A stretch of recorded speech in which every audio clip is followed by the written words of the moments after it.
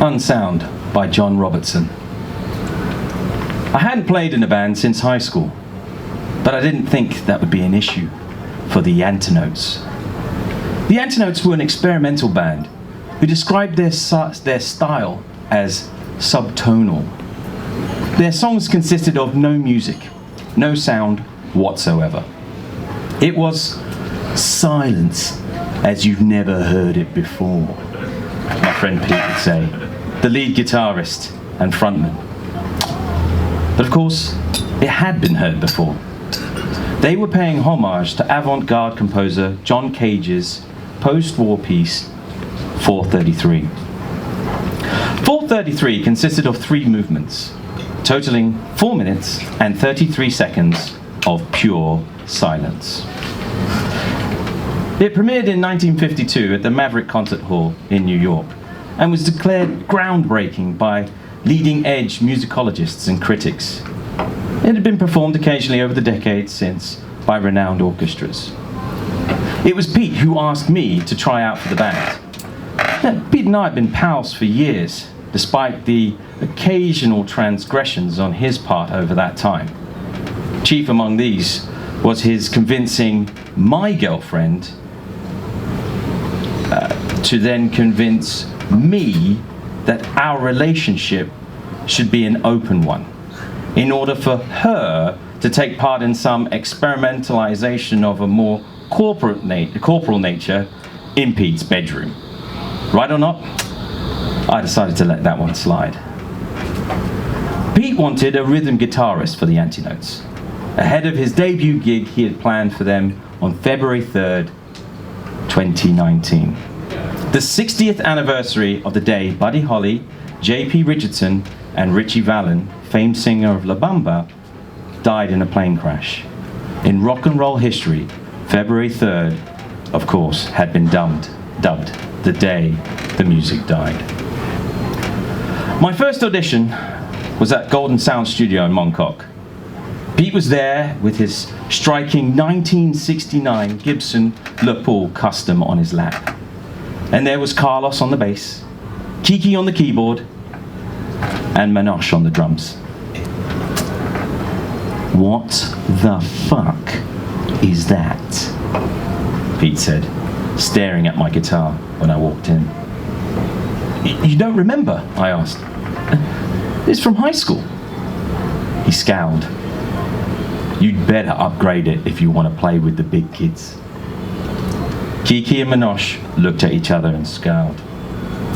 "Oh, gotcha," I said. The session went on for an hour, during which was supposed to be sat in total silence.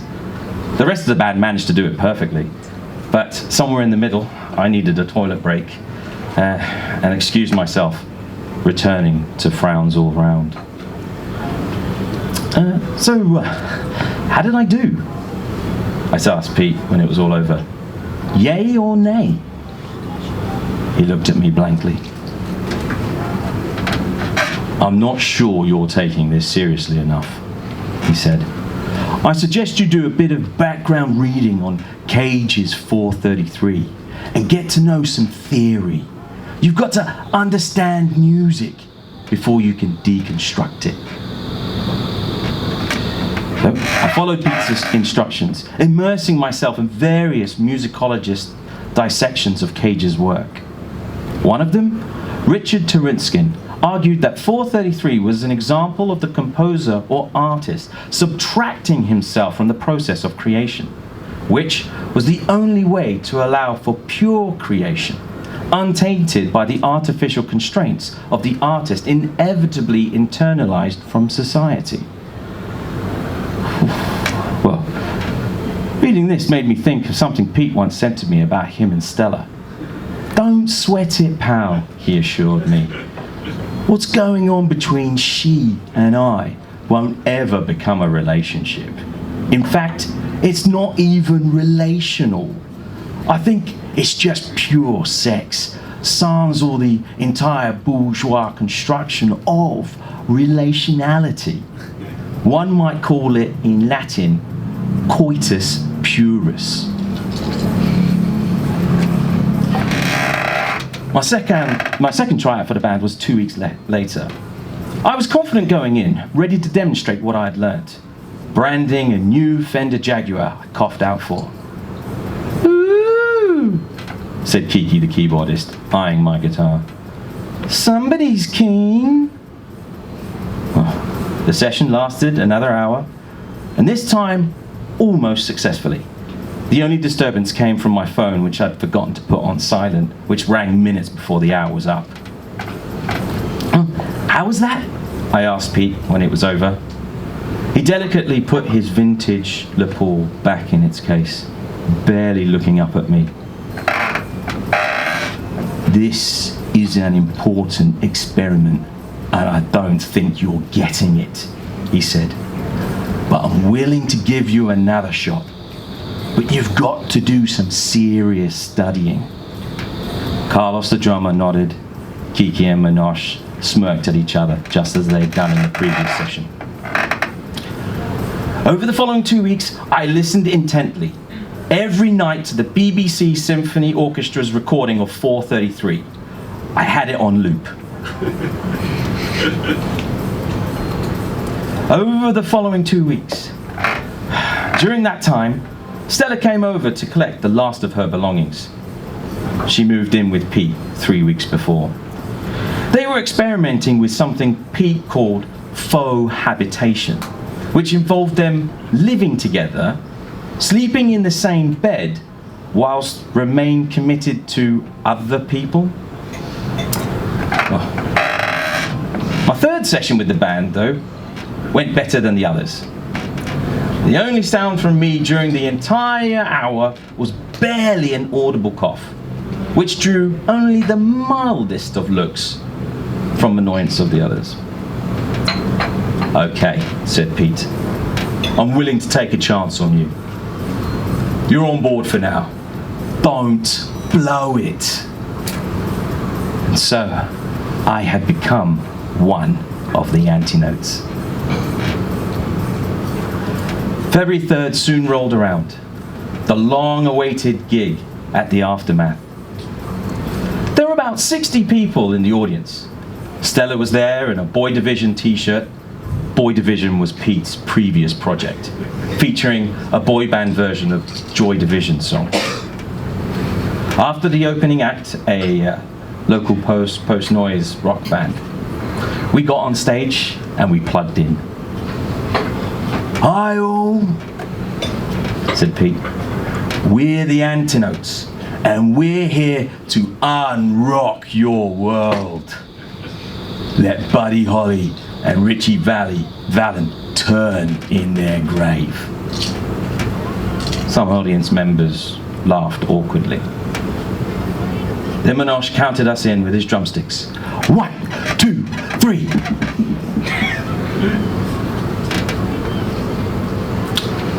After a minute passed, the audience began to look uneasy, which was precisely what Pete wanted. I could tell he was satisfied already. He had successfully begun reinventing himself as an artist, and I could feel him basking in the moment.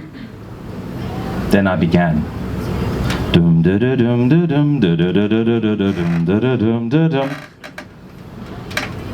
The sound of the opening notes to La Bamba was played ever so gently on my guitar, but it was enough to make Pete jump.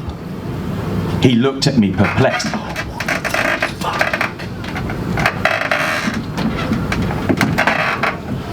I walked over to the mic and I started singing.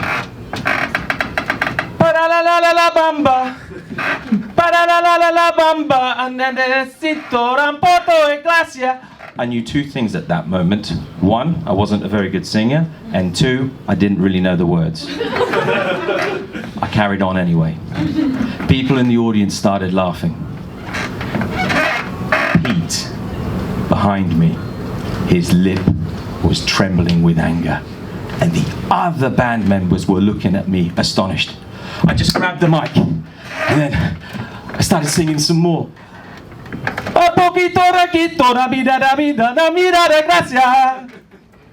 I went over to the bass and I started smacking on his bass guitar, Arriba. I walked over to the keyboard. Pakisere. I went over to Minosh. I grabbed his drumsticks and I started banging wildly on the cymbals.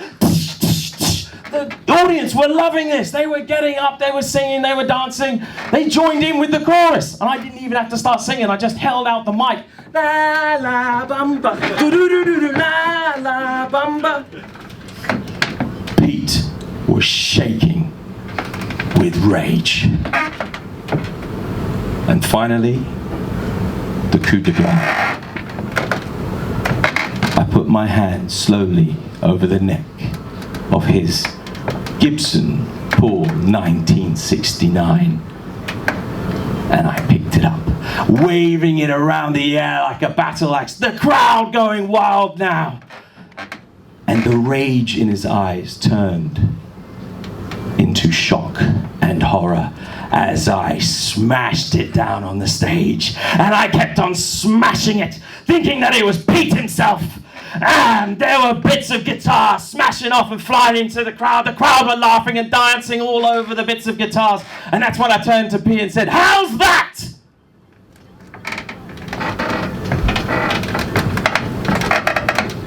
Pete looked at me,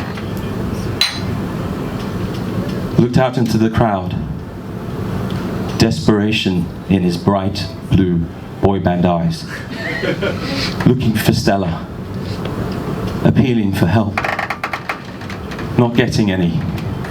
He turned back to me and I said, "How's that for a fucking experiment?"